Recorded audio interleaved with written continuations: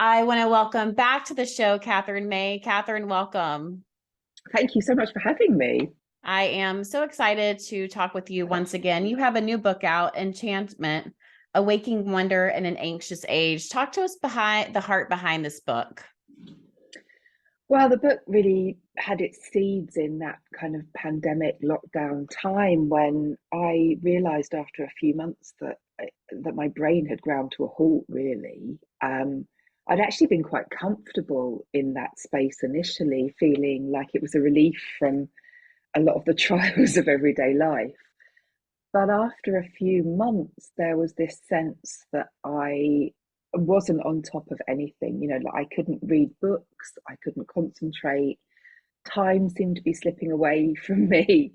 And all my routines have been broken, and bad new ones have been put into place, really. Hmm.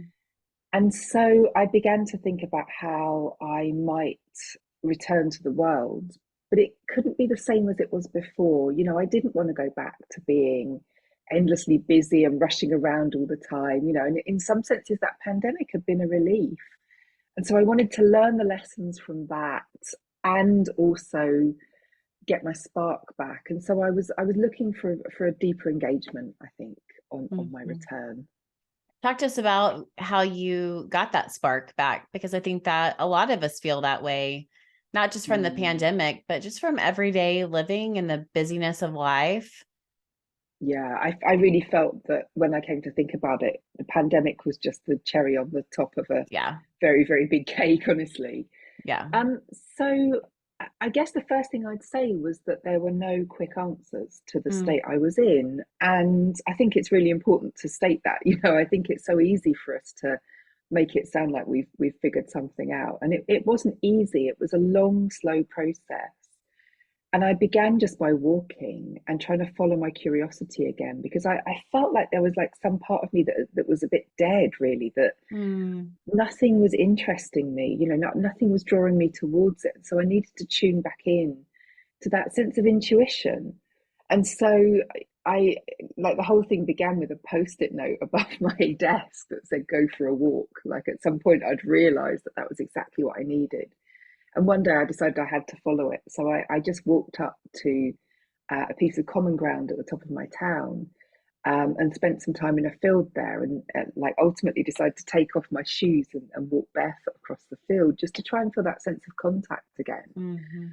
And I would recommend that to anyone actually as a great starting point because it disrupted my senses. It disrupted like what I was expecting to experience and encounter, and it forced me into the moment because I was worried that I might tread on something. I wasn't used to doing this. Like, were there going to be thistles in the grass I was stepping on, or insects?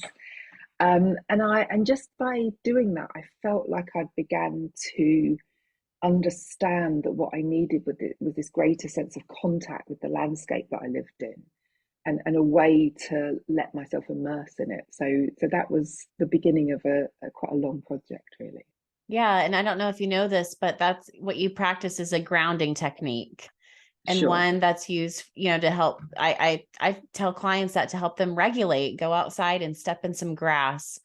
And it's amazing Mm. how simple things like that can really help to alleviate anxiety in the moment and to calm and calm the nervous system, re-regulate the system. How do you feel Mm. like the sense of wonder and engaging with the world has been an antidote to your own, symptoms of anxiety and even feelings of depression? I think that's about being able to engage with the bigger picture, really. I mean, Mm, and what links it all together, what links that kind of, anything from walking barefoot to swimming in the sea to engaging with your sense of awe at how enormous this world is, in a way that we don't always notice, is that they kind of aim to take you back into the moment rather yeah. than obsessing over the future, like what's coming, what's happened. They draw you straight into exactly where you are now.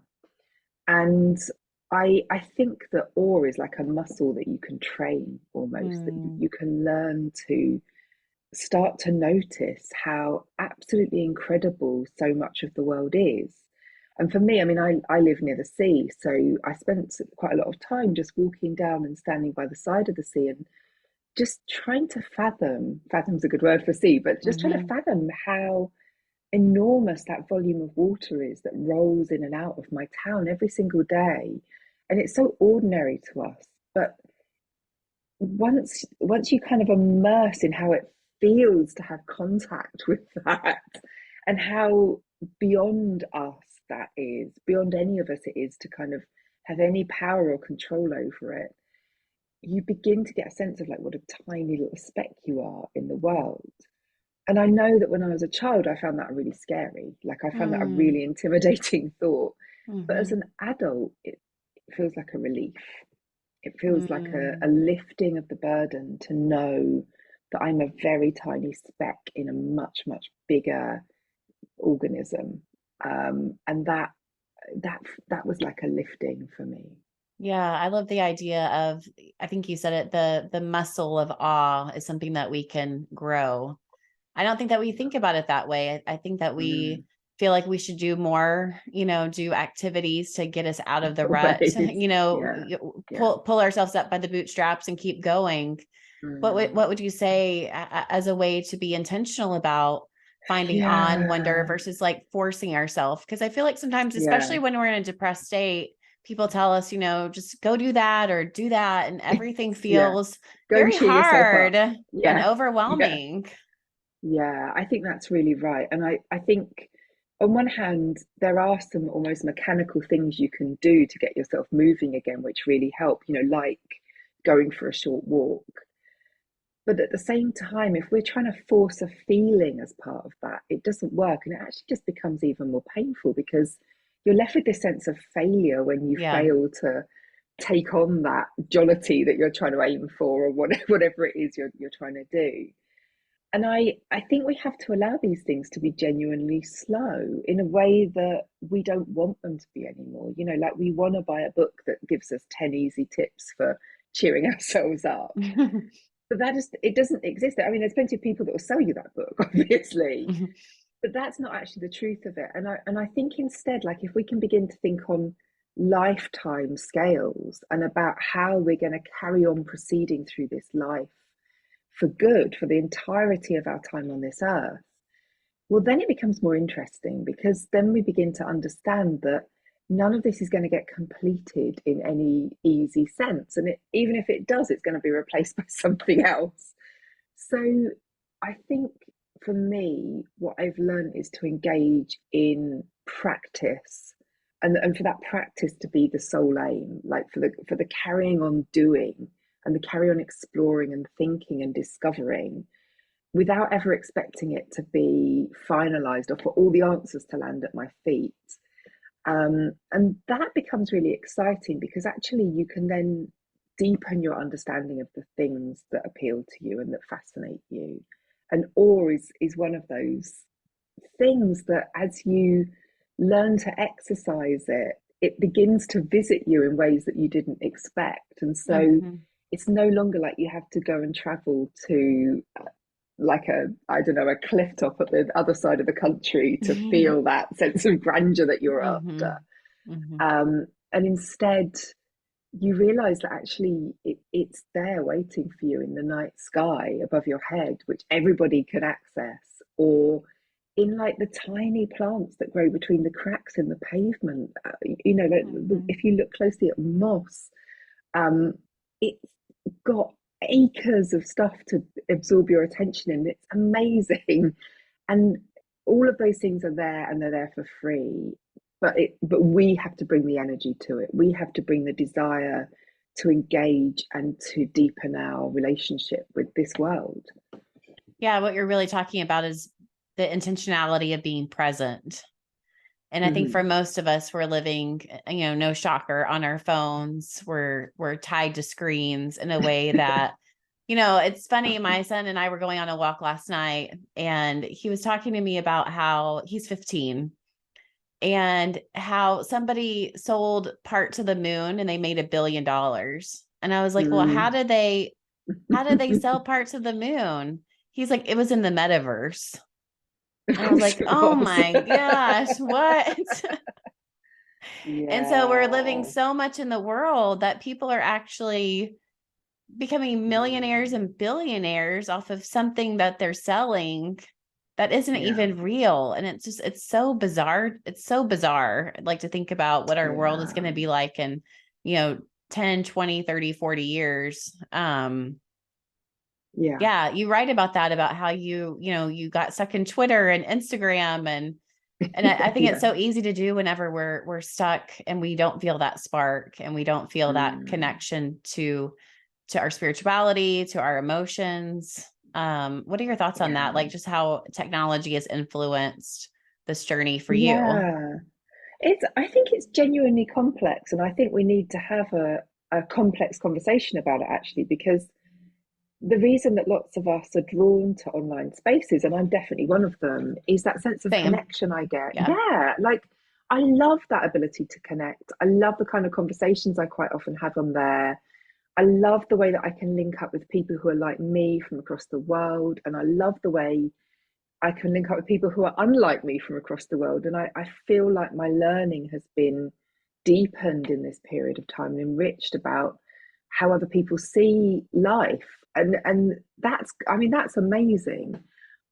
But these apps were not made for with any intention of us ever getting off them. And Hmm. they were not made to kind of have a natural time scale in the way that like meeting a friend for coffee would have. That's going to be 90 minutes and then you both go home. Whereas Instagram or Twitter wants to keep me on there, and it's never going to say to me, all right, you're done now, off you go for a while. Hmm. And that is the problem. And also I think the kind of quality of conversations we have on there are becoming really problematic, because we're not making time to fully delve into the nuance of what each other are saying. And instead we're yelling slogans at each other. And Yeah. even when it's not always well meaning, but even when that is well meaning, it can actually do us a lot of harm, because we might reach out to say, I'm really struggling at the moment and I don't know what to do. And then what we get in return is like a meme saying, hang on in there, you're fine. Yeah.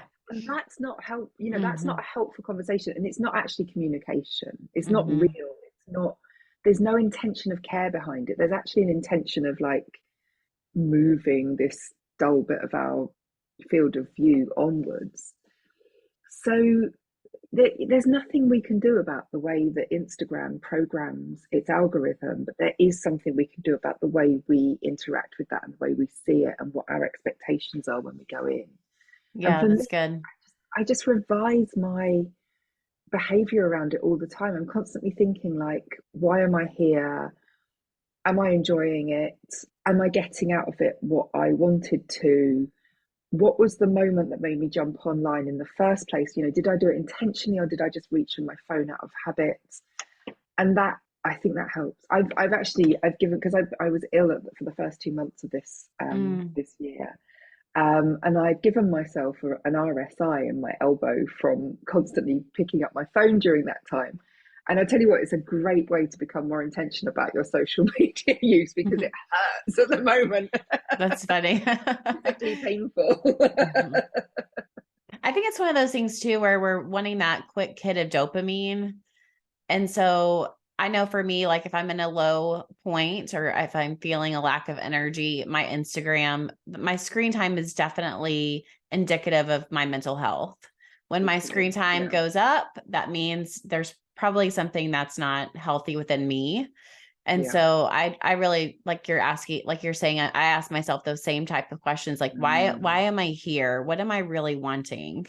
And I yeah. think if we were to even replace half of our screen time with just going outside, taking a Yeah. deep breath, Yeah. and I think it would do wonders to get us back into a healthier state. Because, like you're saying, the problem isn't the pandemic. Mm, The pandemic just no, kind of like pushed us over the edge. it did. Yeah. And We were right near the edge already, and it yeah, just tipped us. yeah, Yeah. yeah. Yeah. So in the book, you write about rituals and how Mm. rituals can create rhythms to foster that sense of wonder. Can you talk about what that means for you and what that's looked like? Yeah. I mean, for me, I'm really interested in following the seasons really carefully. And so, I mean, it was the spring equinox yesterday as we Yeah. speak. And so, you know, I'm interested in marking those moments in the year. And what the kind of ritual I find interesting are not rituals that tell me what to think in that moment, but which actually open up the space that I can bring myself to. And in the book, I write about baking a lammas loaf, which is a sort of traditional English loaf of very hard dough that is shaped into like a wheat sheaf. And in the process of baking it, it marks kind of a moment in summer. And in the process of baking that, I realized that the point of this ritual was that it took me into thought. Like it opened up a certain amount of time. It takes a while to do this. You have to knead the dough, it's quite physical. You have to kind of twirl out all the little stalks of Mm, corn. And it it let me reflect on where I was in that moment. hmm. And I didn't have to tell myself what to think, like I didn't have to say, oh, you have to be grateful for the harvest at the Hmm. moment. Yeah.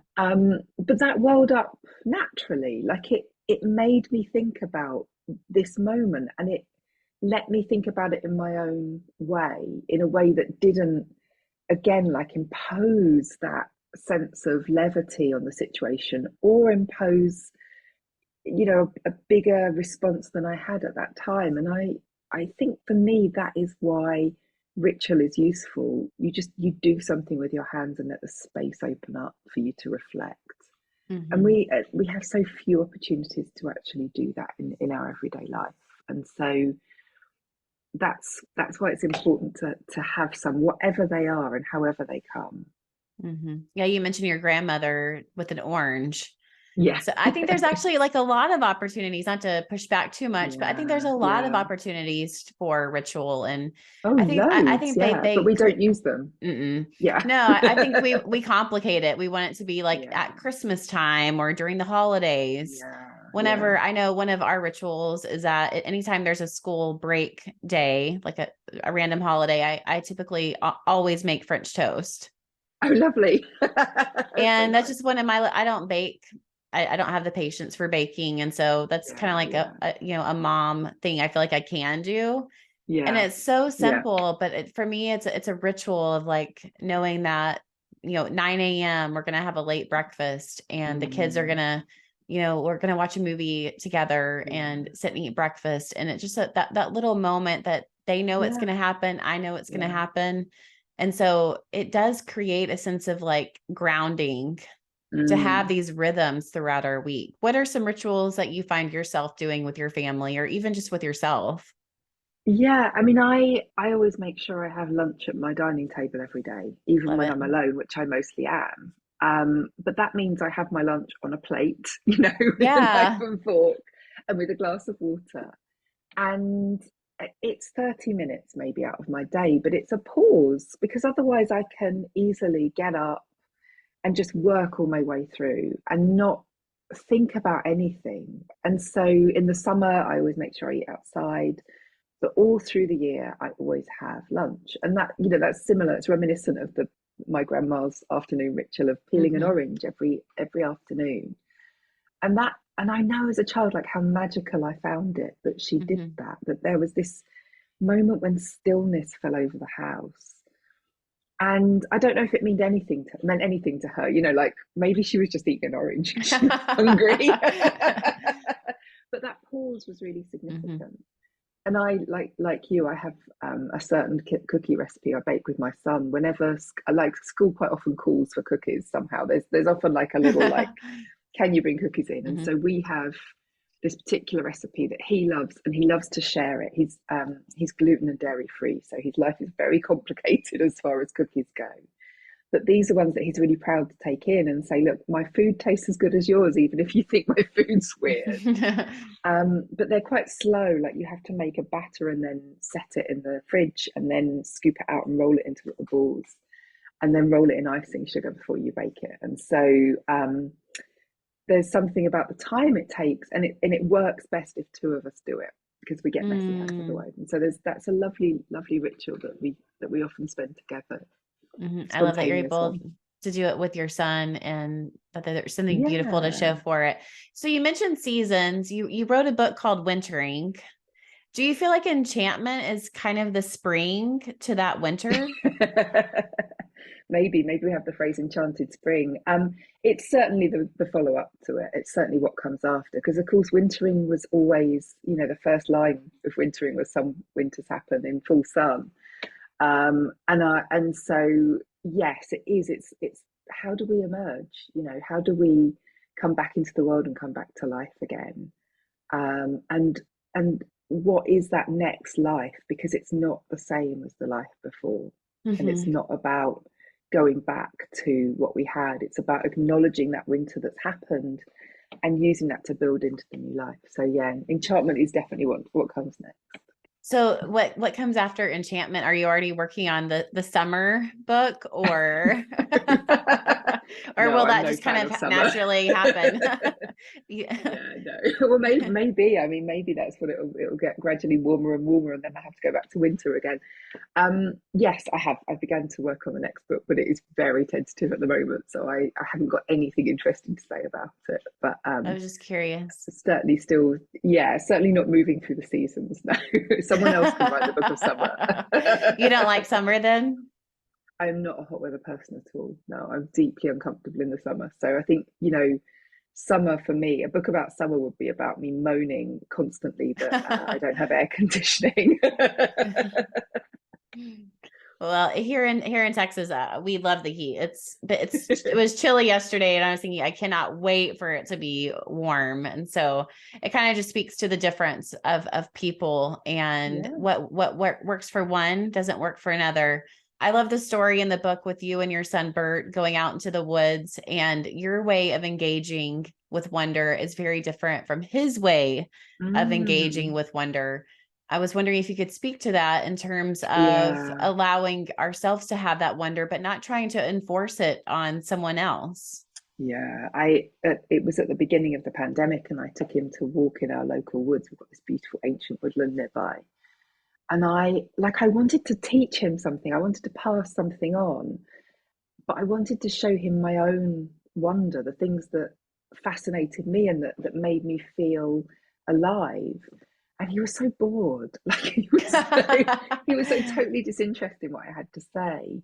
But after a while, I noticed that his attention was sinking into itself, and he was engaging with something that I wasn't party to, and it was none of my business actually. Mm, And it made me think that I can't be didactic about this. I can't hand this over to him in any set way. But what I can do is show him what it is to be an adult who carries on feeling that and who carries on prioritizing it in their life. Like that's the teaching mhm. I can do, but I can't give him the specifics.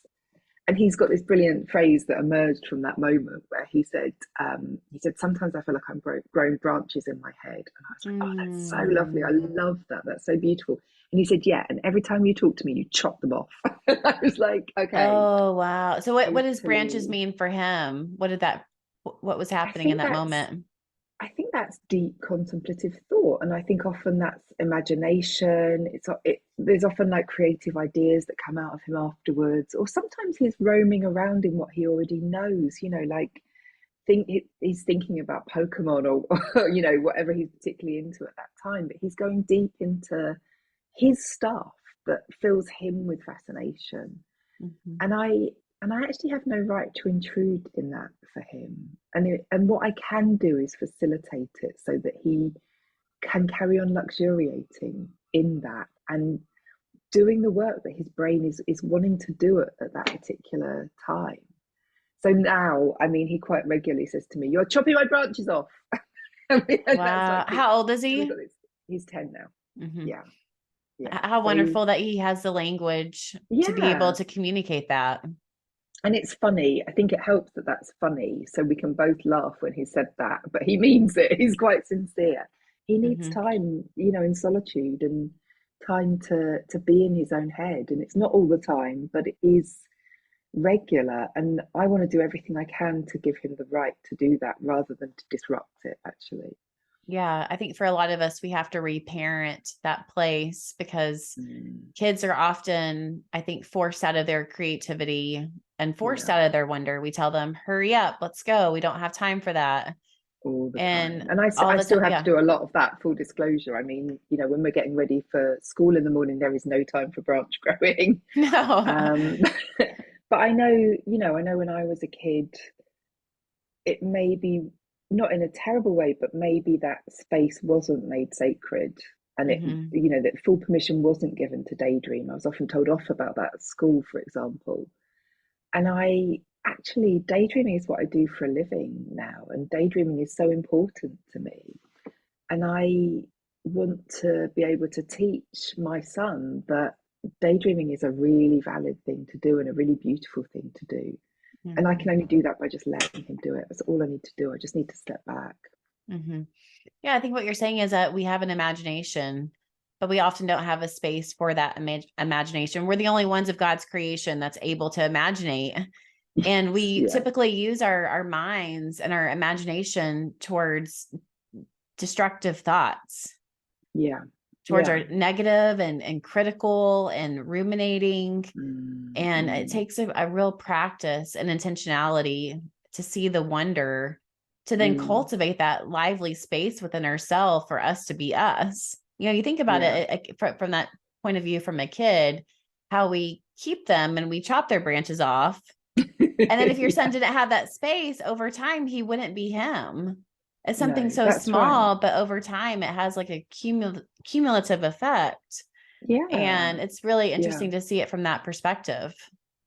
Well, it would be very easy to give him negative messaging about that right now, and to therefore, mean that at some point you hand that over to him, that he's going to start to say, "Oh, I'm daydreaming off now. I should do something more Hmm. useful," or or however it comes across. And so, yeah, I can do the opposite messaging instead, which is like, daydream away. We can't always do it. Sometimes we have practical things that we must do, and they're time critical. But when the space is available for you to do that, I'm gonna facilitate that space. I'm gonna hold that space for you. Yeah, there's a balance. And Yeah, I think to have that rhythm, to know that in the mornings it's time to get ready for school and it's time to, make your bed yeah, and little things like that, because we yeah. do have to adult. We do, But sadly. Yeah, the yeah, dog that's has the to be fed. reality. Yeah. And I Yeah, think there's goodness in those rituals as well. And there's goodness in work and being productive. I think that, I don't know if it's like just an American thing or if you see this in the UK, but we value work over play. We value mm, work over yeah, creativity. yeah, And really in that we lose wonder. And I don't think we realize the detriment that it has on our mental health and yeah. our spiritual being. Absolutely, and we're certainly in that place too. And one of the things for me is that we often think that we can make like specific time to feel those higher, finer emotions. And so we put aside an hour for it, Yeah. and then we're frustrated when it doesn't arrive, or we're rushing it along. And actually, if we want contact with that sense of the sacred, of like the bigger picture that we can feel if we tune in, if we want to get there, we have to make much more space for it than just fitting it into our diary. It does not obey Google Calendar in the same way that our other appointments do. And that means pushing back against work and making space for deep play, as I talk about in the book, for that kind of lifelong engagement with what we're drawn to, that becomes ever more deep and rich and complex as we go through life, and that attaches itself to meaning. It attracts meaning making. We can't rush that. Yeah. And that's a huge life change. That's not a trivial thing to say, and it's not easy for most people to make more time. But what we can do is work towards it, and work towards clearing that space for that engagement, because actually we know that we value it, we know that it matters, we know that we crave it and miss it. but we're often not willing to show it that final value, which is to clear out space in which it can happen, and not to direct that space, to leave it open-ended and inquiring and questing, which is it's just not part of our conversation about life on an everyday basis. And I think we can get it back. What does that look like for you? I'm curious, just practically speaking. Everyone's life is different. And so Yeah. this may or may not be helpful for someone. But I'm curious, like, what does that look like for you to practically create more time? Because you can't make time, you know what I mean? We all have 168 hours a week. Yeah, no, absolutely. I mean, I think for me, because like my work patterns are particularly irregular compared to other people's, obviously, I'm often doing interviews and events at weird hours. And one thing I've noticed for my work is that it's really easy for me to work a 9 to 5 and then an evening and then do stuff all over the weekend. And so an important step for me was to learn to push back against working all the time and to try and consciously break my connection with like office work and the work that I do. And that means things like taking email off my phone, and I've taken it out of the automatic tray that opens up at the bottom of my computer. Oh, I don't like that. so that I'm having to go deliberately to it when I want to check it. I've put obstacles in my way of checking and my own checking behavior, which can end up taking so much of my time. Like I can absorb hours in repeatedly checking something that really I could check once a day. And that means retraining the people around me about how responsive they expect me to be, because I'm not an emergency service. I'm a writer, and nothing that I offer is urgent to anybody, and I love it that way. So on one hand, like, it's about boundarying your time, and then for me, I need to do the things that I know help to create that space, and that's swimming and walking in my world, without a doubt. And so, rather than go to the gym, I climb a hill. And I get into this, I try and see the sea every day. That's my little rule. If I can see my sea every day, I'll go and see it. It's mine. And I swim in it as much as I can possibly make it happen. And so now in my calendar, I have the high tides marked every single day, which makes it so much easier for me to plan to go, to say, oh, right, I can catch the tide right now and I can go out and see it. But I think, in the longer term, you learn to miss those points of contact when you don't have them. And that's when it becomes a lot easier to keep up, because you learn to think, oh, I've not seen the moon this week. I'm going to just step outside tonight and see it. Or your body feels wrong if it's not walked. And so, I try and honor my intuitions and cravings much more than I used to, the true ones. Yeah. And I think that's exactly right. The true ones. I think that when we are not used to this, I think our cravings are for Netflix and Instagram, because that's all we know to do. I know for me, sometimes like I created that space and I don't know what to do. I'm not used to engaging with deep play. I'm used to working, and I know to cook or clean maybe in my spare time, those are good endeavors. But it can take a while to figure out, what do I even like? What do I want to do? And I think just to even give yourself that space of being kind of awkward, kind of like when you go on a coffee with somebody that you haven't seen in a while. It can be kind of some awkward space, but I think the more we can give ourselves a little bit of space for that awkwardness and to get to know ourselves. I don't know about you, but then it begins to emerge. But it does take time. You have to learn to be uncomfortable, and that is, it's not that uncomfortable. There are many worse things than standing in the middle of a field and wondering why you're there. But it's about having that bigger sense of purpose. Like, yes, I feel silly doing this right now. I don't know why I'm here. I don't fully understand it, but I know I want to be here. And so I'm going to explore that just for 15 minutes. And if I come across a plant that I don't know in that space, I'm going to look it up when I get home and name it and learn about its properties. And so when I go back next time, I'll have made friends with that space like a little bit more. Or, I'm going to learn about that place name, which seems so curious to me, and how was it named, and how can I understand this so that this becomes part of my repertoire of places that I want to be. But we have been taught to override our intuition in so many ways, and Mhm. some of them very, very harmful, and some of them that seem mild, but they just stop us from making that act of connection. And we're told when we're children at some point that we have to stop playing and start working, because working Mhm. is important and play isn't. And that actually turns out to not be true. Both are important.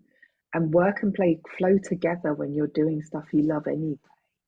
So it's about re-engaging with that gut feeling, to me, and nurturing it like a little tiny fragile flame that you're going to take Mhm. care of, because it's important to you and because you're important. Like that's what you ultimately have to value Mm. together.